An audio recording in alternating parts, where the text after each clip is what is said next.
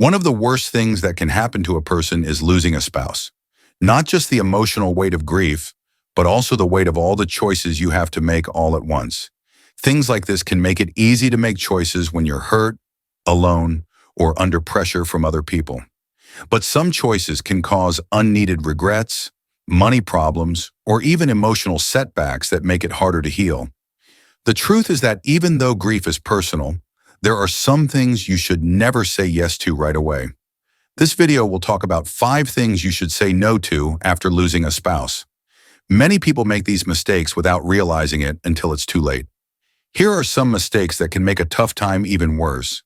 If you know about them ahead of time, you can protect your physical, mental, and financial health. Don't leave until the end. These insights aren't just about avoiding mistakes. They're also about making sure you get through this part of your life with clarity, respect, and the help you need. It's time to begin. First, making big choices about money too soon. Before we start, make sure you subscribe and hit the bell button. You won't miss a video that way. Do you like this video? Feel free to leave a comment if so. In the comments, type 0 to tell me you don't like it. It will help me make better videos for you. We can start now. People often make the mistake of making big financial decisions too quickly after losing a spouse. It's easy to see why. All of a sudden, you have to deal with bank accounts, insurance policies, investments, and maybe even the decision of whether to keep or sell your home. It can feel like taking action right away will give you stability or a sense of control when you are grieving. But the truth is that grief makes it hard to make good decisions, and making irreversible financial decisions too soon can cause you to regret them later. There are times when decisions that seem smart at the time might not be the best for the long term. Many widows and widowers feel pushed to sell their home, move, or make big investments by friends, financial advisors, or even their own sense of needing to get things done quickly. But in the months after losing a spouse, you should focus on getting over your grief instead of taking risks with your money. Put your plans on hold and give yourself time to deal with your loss before making decisions that could change the rest of your life.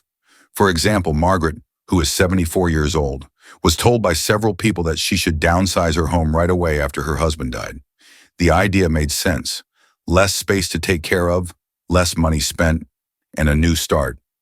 So she quickly sold the house they had lived in for 40 years and moved into a smaller apartment in a different city. She realized she had made a choice out of panic after the shock of losing her husband had worn off. She missed her neighbors, the comfort of her home, and the places she was used to being. She felt like she should have waited longer before making such a big move. It's not just real estate that affects financial decisions. Many people who have recently lost a spouse are targeted by people who want to take advantage of their weakness. It's important to be careful with investment offers you didn't ask for, high-pressure sales tactics, and even good-natured but bad information from friends. If someone wants you to sign something quickly, make a big withdrawal, or invest in something, take a step back. Making hasty choices about money rarely leads to the best ones. Giving away money or things too quickly is another mistake that many people make. When people are sad, they often really want to help other people, like their kids, grandchildren, charities, or close friends.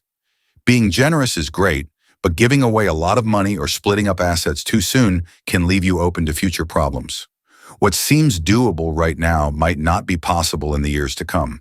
Before you make any big financial decisions, you should talk to a trusted professional who knows your long-term needs and can help you make smart plans. After losing a spouse, the first year should be about getting your finances back on track, not making big changes. The 1-year rule says that you should wait at least a year before making any financial decisions that you can't change. Giving yourself time will help you get over your initial shock and really think about what's best for your future. Losing a spouse is already one of the hardest things that can happen in life. You don't need extra stress from mistakes you could have avoided with your money. Don't be in a hurry, take your time, and get advice from people you trust. When you're not upset, you can make the best decisions. Number 2, cutting yourself off from family and friends. Sometimes people who have lost a spouse just want to be by themselves. Grief is very personal, and being alone can feel like the only way to deal with the pain at times. But while it's good to have some alone time, cutting off all contact with family and friends can make you feel even more alone, which makes it harder to heal. Many people get into the habit of isolating themselves by telling themselves they need more time. But the truth is that being alone can quickly become a habit that's hard to break. Connecting with other people is very important for emotional health, especially after losing someone close to you. Some people feel worse when they are away from others for too long. Their sadness, anxiety, and even health may get worse. Studies have shown that being alone for a long time can make your immune system weaker, raise your blood pressure, and even shorten your life. Instead, staying connected, even in small ways, can help ease the emotional load and give you much-needed support. Walter, 78, stopped answering the phone after his wife of 52 years died. He also stopped going to family events and rarely left the house after that. They told him they didn't want to talk because they didn't understand his grief, and that being alone was better. He didn't feel better after a few months. In fact, he felt worse. His days got fuzzy, he had less energy, and even his hunger changed. Things didn't change until a neighbor told him to come over for coffee. After just one conversation, getting together with friends once a week became a small habit. He felt better as he participated, not because the pain went away, but because he knew he wasn't the only one who cared. You shouldn't force yourself into big social events before you're ready. Instead, you should take small steps to stay in touch. Some small things you can do to avoid feeling very lonely are picking up the phone, going for a short walk with a friend, or even joining a support group. It's okay if you don't feel like talking. Just being around other people, even if it's just to listen to them talk, can help you remember that life goes on and that help is available when you need it. Putting off the people who care about them is another mistake that lots of people make. During grief, you may feel irritable, tired, or like other people don't understand what you're going through. But shutting out everyone can put unnecessary distance between you and people who want to help. Your friends and family may not have the right words, but just being there can help. Even when words aren't enough, letting them in little by little can help. It's also important to get help from people who know what you're going through. It can be very healing to connect with people who have been through the same kind of loss, whether it's through a grief support group, a community event, or even an online forum. Talking to people who really get what you're going through can help you feel better and reassure you that you're not alone. Nobody can tell you the right way to heal from grief, and there is no set schedule for it. But being alone makes the journey harder. Finding small ways to connect with other people at your own pace can give you strength, support, and even joy when you least expect it. Don't forget that you don't have to lose weight by yourself. Many people care about you and want to be there for you. They can also help you take small steps forward. A lot of people stop caring about their own health after the death of a spouse because they are so sad. When you're going through a loss, it's easy to forget to go to the doctor's appointments, eat meals, or do other things that you normally do.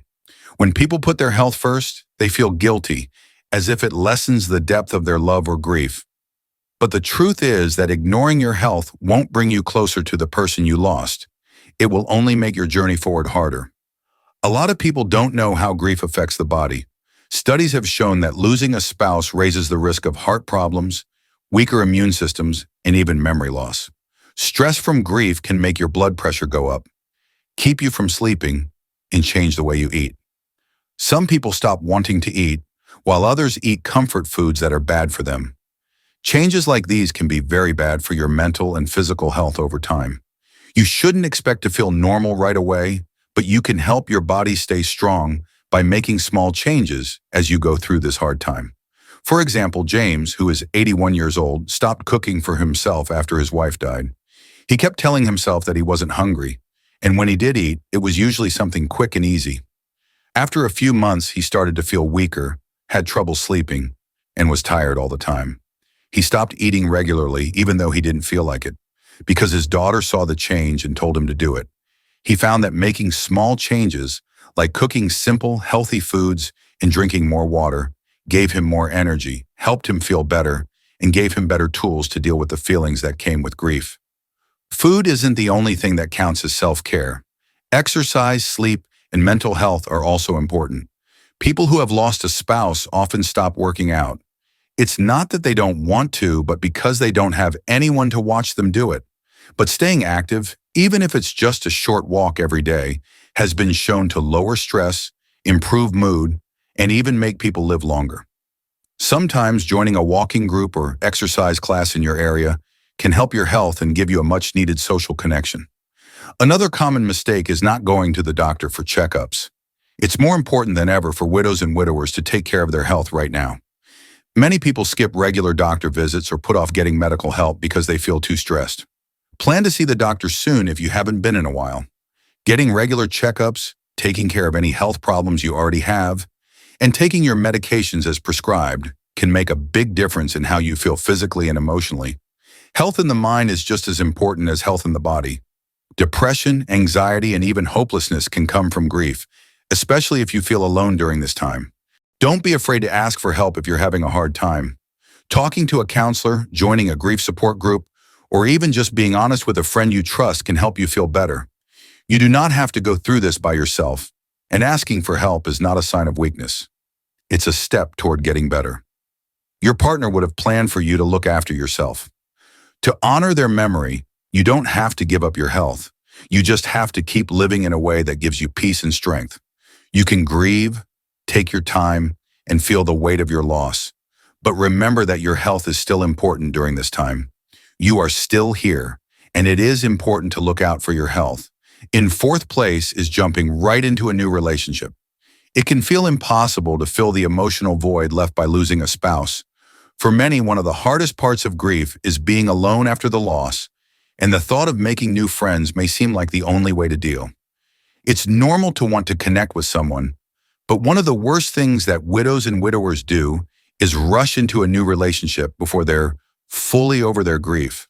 When you've lost someone, you may feel like you need comfort badly, but making big romantic decisions too soon can cause more pain, confusion, and regret. There is no set time for grief, and everyone heals at their own speed.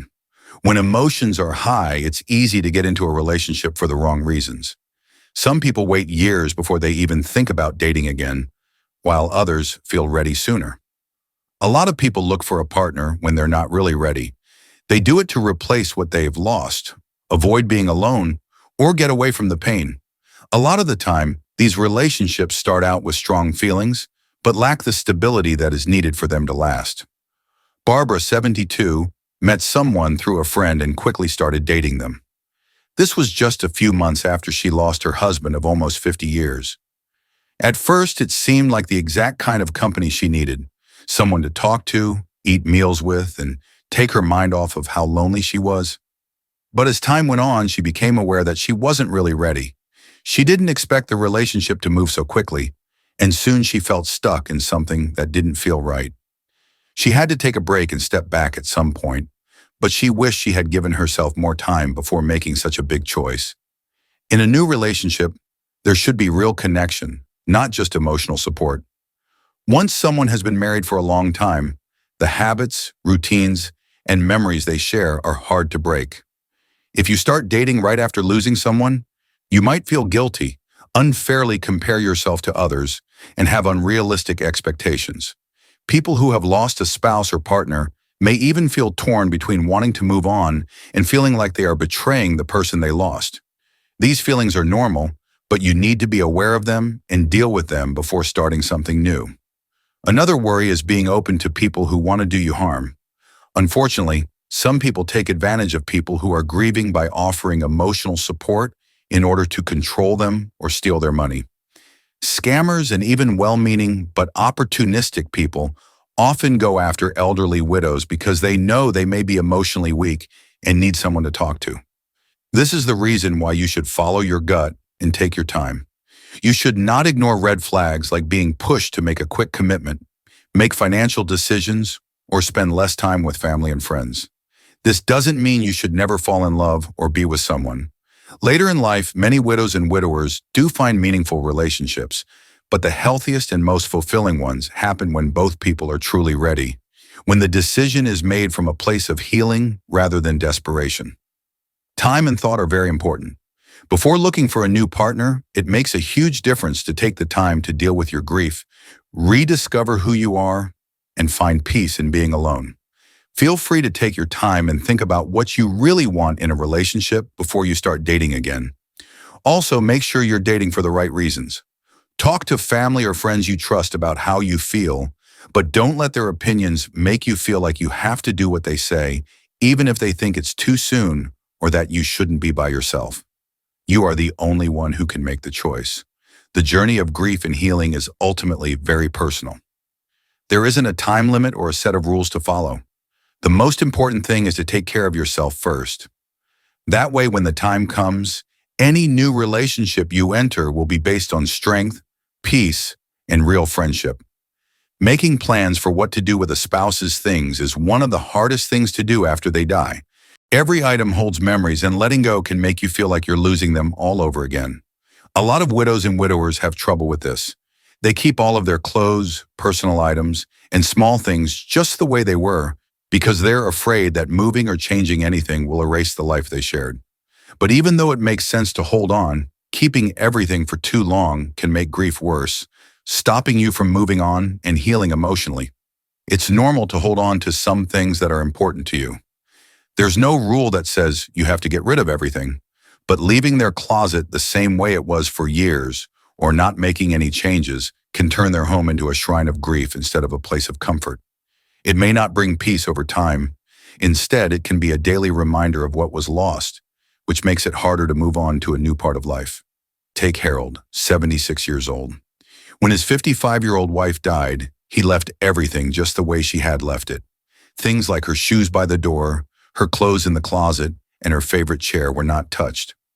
After a while, he realized that every day walking past her unfinished things was keeping him emotionally stuck in the same place. At first, it felt like a way to keep her close.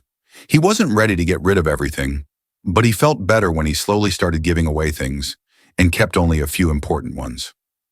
The goal wasn't to forget, but to make room for healing. It's not about forgetting or loving less when you let go. It's about giving yourself room to breathe. You shouldn't force yourself to make big changes all at once. Instead, start small. Pick a few meaningful keepsakes like a favorite photo, a piece of jewelry, or a note written by hand, and make a place just for them. When you feel ready, start going through your other things and deciding what is important and what is just taking up space. People also mess up when they feel like other people want them to get rid of things before they're ready. When family or friends tell you to clear things up or move on, they may mean well, but you should always make this choice on your own time. Don't rush if you're not ready, but also keep in mind that holding on to everything because you feel guilty or scared might be keeping you sad longer than you need to be. Reusing something instead of just getting rid of it can also help you feel better emotionally. Some people find comfort in making a quilt out of an old shirt, a memory book out of a bunch of letters, or giving sentimental items to loved ones who will treasure them. This way, they will always be with us, but in a way that makes us feel good instead of sad. It's not about things in the end. It's about love, memories, and the bond you had with the person who died. The things they own won't bring them back, but they can't be replaced by anything else either. Small, thoughtful ways of letting go don't mean you forget. They mean you honor their memory while also making room for your own healing. You don't have to leave them behind to move forward. You just have to carry them with you in a way that lets love and life coexist. Last thoughts. Losing a spouse is one of the most profound and painful things that can happen in life. The way you live, think, and even see the future are all changed by it. Being sad is normal, but it's important to remember that every choice you make at this time can help or hurt your healing. Because of this, saying no to these 5 things can really help you move forward with strength and clarity. Making hasty financial decisions, isolating yourself, ignoring your health, starting a new relationship too soon, and holding on to everything without letting it change. Although there is no set time for grief and no right or wrong way to deal with it, there is one thing that you can do to make sure you handle this part of your life in a way that keeps your heart and your future safe. Moving on doesn't mean forgetting your spouse, and healing doesn't mean forgetting about them. It means honoring their memory in a way that lets you keep living with purpose, peace, and even joy in the moments to come. What did you notice most? For your own journey, which of these insights do you feel is most important? Leave a comment below with one thing you learned today and how you're going to use it. We care about what you think, so don't be shy about telling us. We feel very motivated and encouraged when we read your comments. Please like, subscribe, and share this video if you liked it and found it useful. Thanks for your support. It lets us keep making good content for you to learn from and be inspired by. Thanks for watching. See you in the next video.